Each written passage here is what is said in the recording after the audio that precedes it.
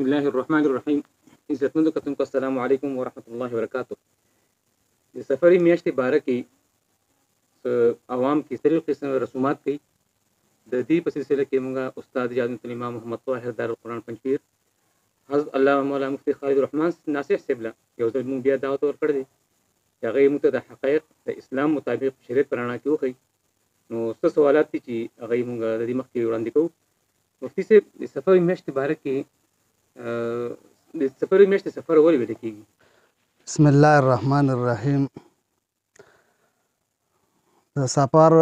خپله لغوي معنی چې ده نو خالی کېدل لازم. سفر په معنا د خلوې او د آدم سره دې ته په حقیقت کې چې سفر ویلی شي نو د دې وجې نه چې د دې د علاقه کې به طعام کم شو نو دوی به سفر کو د خپل علاقې نه بلې علاقې ته د طعام د راوړلو دپاره. نو خلکو ته نه دا جوړ کړه چې ګنې دې کې خالیوالی د خیر نه او د برکت نه دې میاشت کې ودونه او کویدنې نه دي په کار. دغه متعلق به بیا وروستو انشاءالله بحث وکړو. خو سفر ته چې سفر ویل کېږي نو دغه په دغه معنی سره چې خالیوالي ته او عدم ته ویل کېږي او دی به د خپلې علاقې نه بلې علاقې ته تله د طعام او د خوراک د راوړو دپاره. بعضې خلک دا سوچ کوي چې یاره دې میاشتې کې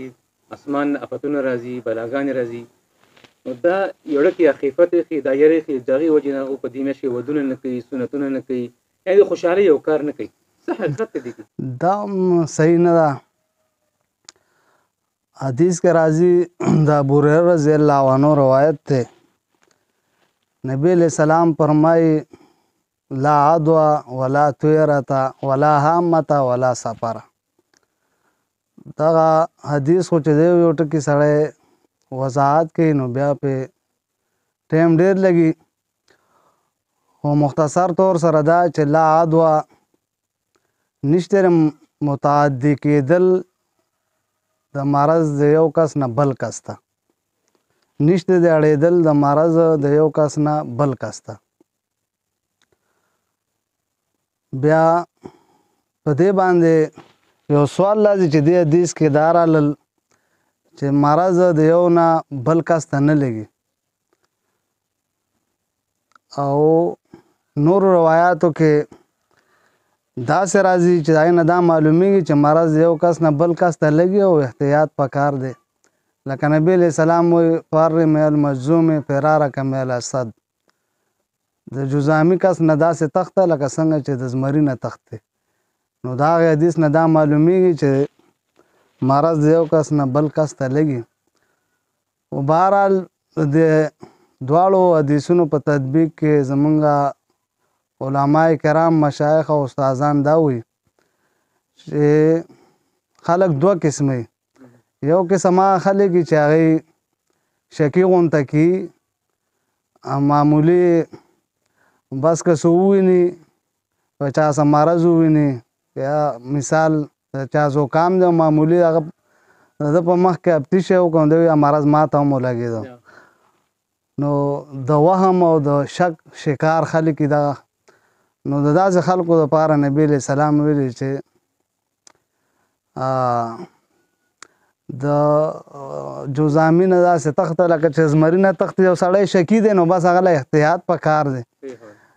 او چې یو سړی شکي نه دی نو بس بیا هغه که داسې بیمار سره کیني پاسې خوراک کاږي. نبي علیہ السلام خپله د جذامي سره خوراک کړی دی، نبي علیہ السلام ځان سره کینولی دی او خوراک یې ورسره کړی دی. او په دې حدیث کې بل لفظ چې راځي ولا طیرة،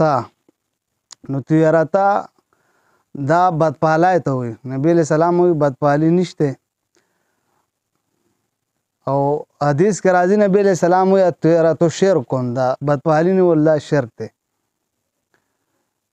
او دا د مشرکینو عادتو لکه قرآن وایي چې مشرکینو انبیاء ته وایي انا تطیرنا بکم، موږ په تاسو بدپالي نیسو. یو بل سوال دی، دې میاشت کې اهتمام سره د بوډاګانې ښځې عموماً چوري ډېره کوي. د دې چوري څه حقایق دي؟ دا حقیقت لري په دې شریعت کې؟ دې میاشت کې اصل کې د خصوصا د مبتدیینو طریقه دا وه او زمونږ د علاقو کې هم او نورو علاقو کې هم د دې میاشتې چې کومه اخري شروع به وه نو په هغې باندې به یې دا چوري کوله او کوي هم اوس دا د دې دپاره چې هغه مصیبتونه او بلاګانې په دې باندې دفه شي دا یو رسم دی که دیني ګڼي نو دا بدعت دی نو دا په دغه ورځ باندې چې د دې سفر میاشت اخري کومه شروع وي په هغې باندې چوري کول او په دې نیت او اراده باندې چې دا به زه خیراتي ورکړم او مصیبتونه او بلاګانې به لرې شي یا دا صحیح نه دي هسې عام یو سړی کوي نو په دې کې څه دغه نشته یو روایت مشهور دی چې نبي علیه السلام وایي که دا میاشت په خلاصېدو ماله چا زر راکړو چې سفر میاشت خلاصه شوه نو زه د جنت بشارت ورکړو څه حقیقت دی د حدیث د دې حدیث باره کې شیخ القرآن شیخ العرب والعجم حضرت العلامه مولانا محمد طاهر نور الله مرکزه د هغې کتاب د ضیاء النور او په رد د بدعاتو کې او په رد د شرکیاتو کې بهتر کتاب دی دا کتاب خصوصیات خو ډېر دی خو یو خصوصیت یې دا دی چې شیخ القرآن رحمه الله په هغې کې د هرې میاشتې بدعات رد کړي دي نو عبره عنوان دي چې البدعاتو پی رمضان او داسې البدعاتو پی محرم د هرې میاشت بدعات ذکر کړي دي نو د سفر میاشت چې کوم بدعات دي هغې هم ذکر کړي دي البدعاتو پی سفر دا کوم سوالونه چې دي او یا موږ دا کوم جوابونه وکړو نو دا هم د دې ماخذ دغه ضیاء النور کتاب دی شیخ القرآن نور الله مرکزه د دې تفصیل کړی دی په کتاب کې دا کوم روایت چې تاسو تپوس وکړو چې من بشرني بخروج سفر بشرتو بالجنه نو دا حدیث هم شیخ القرآن نور الله مرکزه خپل کتاب کې ذکر کړی دی چې بعضې خلک دا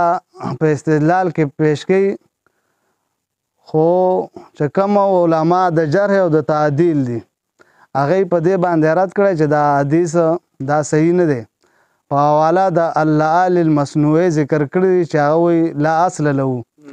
د دې روایت څه اصل څه بنیاد او څه حقیقت نشته دارنګې تذکرة الموضوعات هغې پې هم رد کړی چې دا